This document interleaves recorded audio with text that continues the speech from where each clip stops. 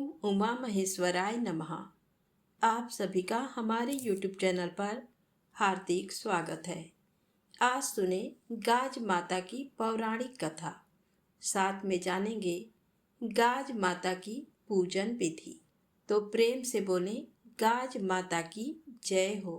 गाज माता का पूजन भाद्रपद शुक्ल द्वितीया को होता है। इस दिन कुल देवता का पूजन करते हैं और कच्ची रसोई बनाते हैं। पूजा करके कुल देवता को भोग लगाकर प्रसाद को एक ही कुल गोत्र के व्यक्तियों में वितरित कर दें। कुल देवता का पूजन दोपहर के समय करें। इसके लिए घर की सबसे बड़ी पुत्रवती स्त्री दीवार पर गाज बीज का चित्रण करती है। चित्र में एक मणि बनाकर एक लड़के को उस पर विराजमान करा देते हैं। एक लड़का वृक्ष के नीचे खड़ा चित्रित किया जाता है। इस मणि पर गाज का गिरना और वृक्ष द्वारा गाज से सुरक्षा दर्शाई जाती है। ये गाज बीज का पूजन है। पुत्रवती स्त्रियां इस व्रत को भाद्रपद माह में कोई अच्छा दिन तिथि देखकर करती हैं। पूजा में मिट्टी के भील भीलनी बनाने चाहिए। एक बच्चा बनाना चाहिए। भील भीलनी के सिर पर बकरियां रखनी चाहिए। एक जल का लोटा आंखें हाथ में लेकर गाज माता की कथा सुनकर जल कलश द्वारा भगवान को अर्घ्य दें। गाज माता की पूजा में गजरौटा बनाए जाते हैं। एक औरत के हिसाब से 2 गजरौटे रखे जाते हैं। एक गजरौटा फीका, एक गजरौटा मीठा होता है, जिन्हें एक थाली में रखकर पूजा के पास ही रखा जाता है। फिर गाज माता की कथा सुनने के बाद गाज खोलकर अपने दोनों गजरौटा को आप ही खाते हैं। दोनों गजरौटा में से छोटे टुकड़े लेकर साड़ी के पल्लू के कोने में रखते हैं। फिर उस पर दही या पंचामृत डालकर साबुत निकाले जाते हैं। ध्यान रहे कि इसे दांतों से नहीं चबाना चाहिए। 2 बार ऐसा ही करते हैं। निकालने से पहले कहते हैं, गाज खोलूं काहे पर, धन पर, दौलत पर, बच्चों पर, सुहाग पर, ससुराल पर। ऐसे एक दूसरे से मिलकर कहते हैं। इसी को गाज खोलना कहते हैं।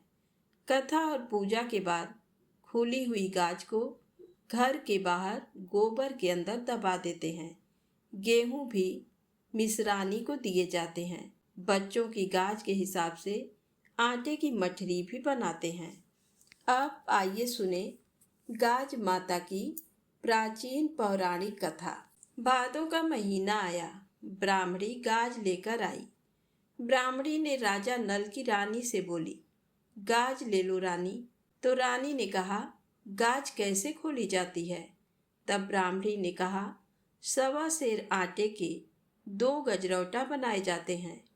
तो रानी ने कहा, 1.25 पान का बीड़ा तो मुझसे खाया नहीं जाता, इस पर 1.25 सेर का गजरौटा कौन खाएगा? ब्राह्मणी चली गई।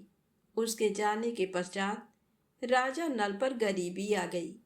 एक दिन राजा रानी से बोला, देश छोड़कर परदेश भीख मांगने चलते हैं। पहले राजा अपनी बहन के यहाँ गया। राजा ने दरबारियों से कहा कि हमारी बहन से कह दो कि तेरा भाई आया है। बहन ने दरबारी से पूछा कि मेरा भाई किस हालत में आया है? तो दरबारी बोला, बड़ी बुरी हालत में आए हैं। बहन ने कहा कि भाई को कुम्हार के कमरे में रुकने को बोलो। जब बहन थाली भरकर हीरे जवाहरात और मोती भाई को देने के लिए लाई, तो उसके थाल भरे हीरे जवाहरात मोती राख हो गए। राजा उन्हें वहीं गाड़कर आगे चल दिया। आगे चलकर दोनों अपने एक मित्र के यहाँ पहुँचे तो दोस्त ने उसका बड़ा स्वागत किया। लेकिन आधी रात के समय रानी ने देखा कि खूंटी पर सोने का हार लटका हुआ है। उसको खूंटी निगले जा रही है। तो राजा रानी वहाँ से भी चल दिए। चलते चलते खूब भूख लगने लगी। राजा बोला, तालाब से मछली पकड़ लाऊं, लेकिन सारी मछली तालाब में ही सरक गई। तीतर पकड़ने पर भी उड़ जाते। चलते चलते राजा रानी एक तेली के यहाँ पहुँचे और वहीं नौकरी करने लगे। भादों का महीना आया। तेलिन के घर ब्राह्मणी गाज लेकर आई। रानी बोली, हमें भी गाज दे दो। इस पर ब्राह्मणी ने कहा, सवा पान का बीड़ा तो तुमसे खाया नहीं जाता, सवा सेर का गजरौटा कैसे खाओगी। रानी ने कंबल से डोरा निकालकर गाज बांध ली और तेली से बोली, आज मुझे जौ के बदले सवा सेर गेहूं और तेल दे देना। रानी ने गाज खोली। उसके प्रभाव से राजा के दिन बदल गए।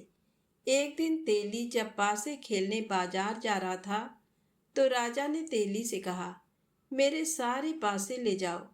राजा ने तेली से कहा, जब इन पासों को चलो तो कहना, चल रे नलुआ। इस प्रकार तेली जीतता गया। राजा मगध ने पूछा कि ये पासे किसके हैं।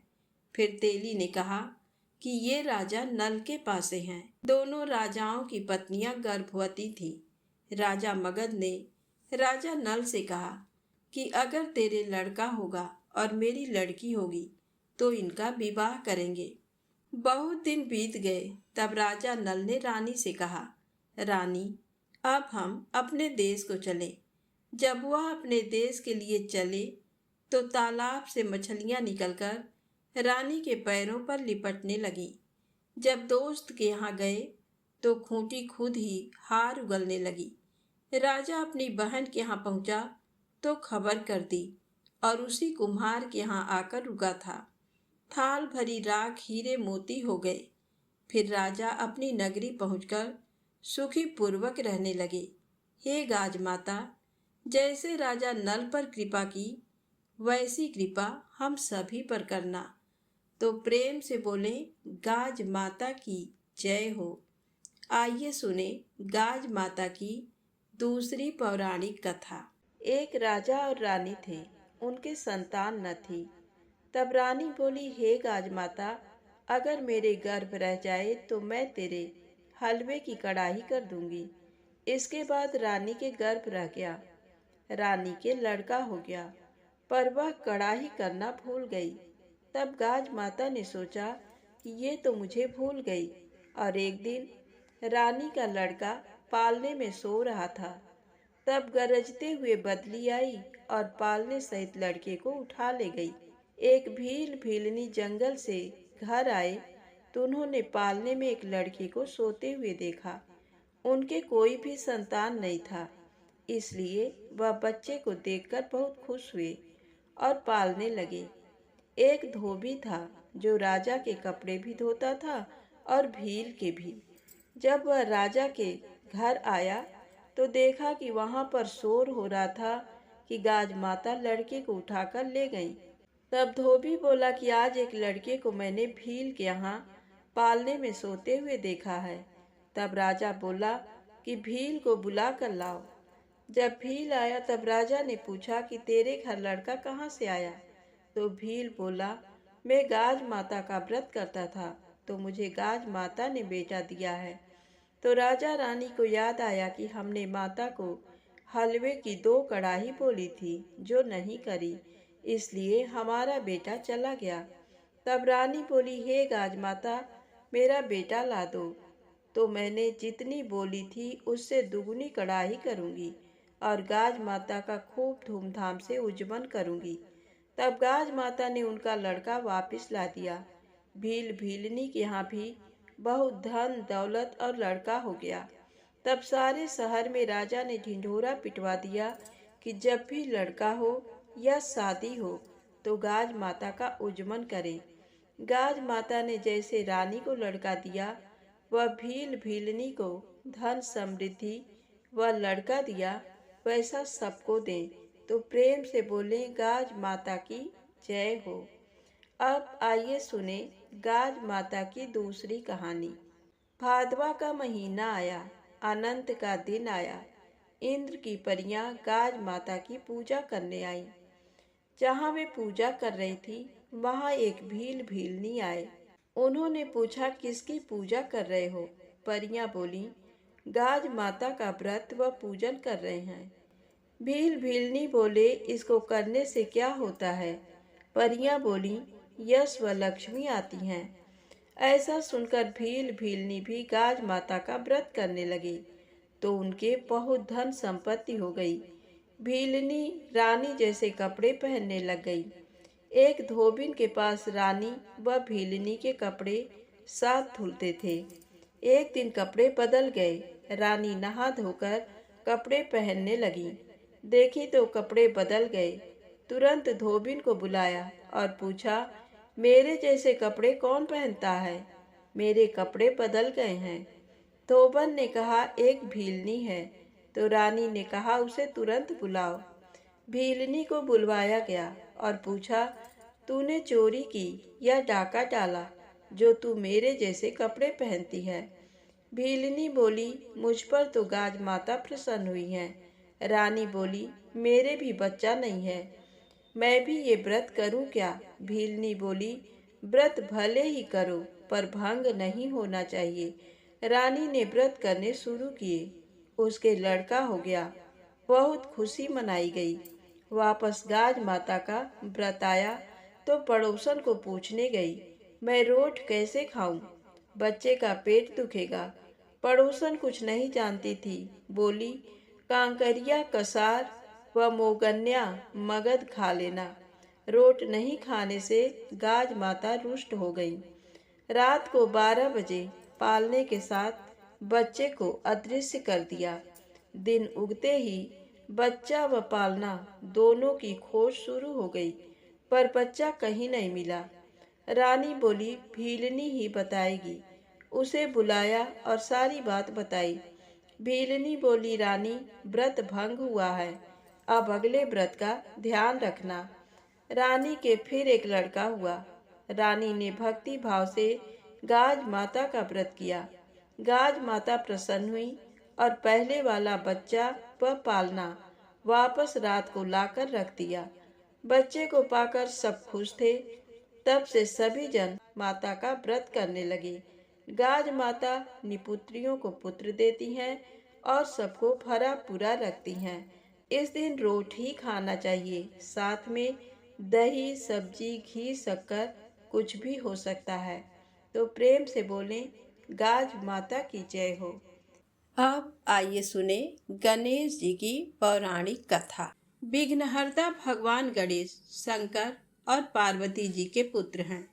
ये बात तो सर्वविदित है, लेकिन क्या आप जानते हैं कि भगवान गणेश माता लक्ष्मी के दत्तक पुत्र भी हैं? पौराणिक कथाओं के अनुसार एक बार लक्ष्मी जी को स्वयं पर अभिमान हो गया कि सारा जगत उनकी पूजा करता है और उन्हें पाने के लिए लालायित रहता है। उनकी इस भावना को भगवान विष्णु समझ गए।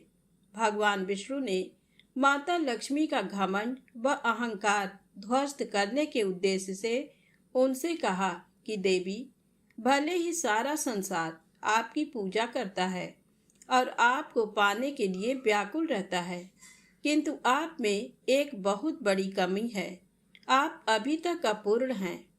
जब माता लक्ष्मी ने अपनी उस कमी को जानना चाहा तो विष्णु जी ने उनसे कहा कि जब तक कोई स्त्री माँ नहीं बनती तब तक वह पूर्णता को प्राप्त नहीं करती।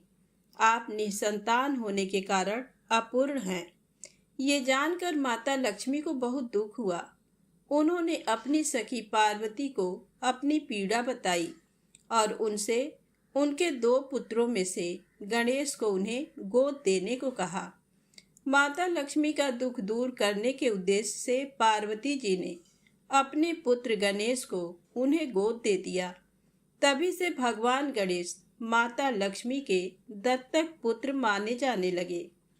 गणेश जी को पुत्र रूप में पाकर माता लक्ष्मी अति प्रसन्न हुई और उन्होंने गणेश जी को ये वरदान दिया कि जो भी मेरी पूजा के साथ तुम्हारी पूजा नहीं करेगा, मैं उसके पास नहीं रहूंगी। इसीलिए सदैव लक्ष्मी जी के साथ उनके दत्तक पुत्र भगवान गणेश की पूजा की जाती है। तो प्रेम से बोले, गणेश जी महाराज की जय हो।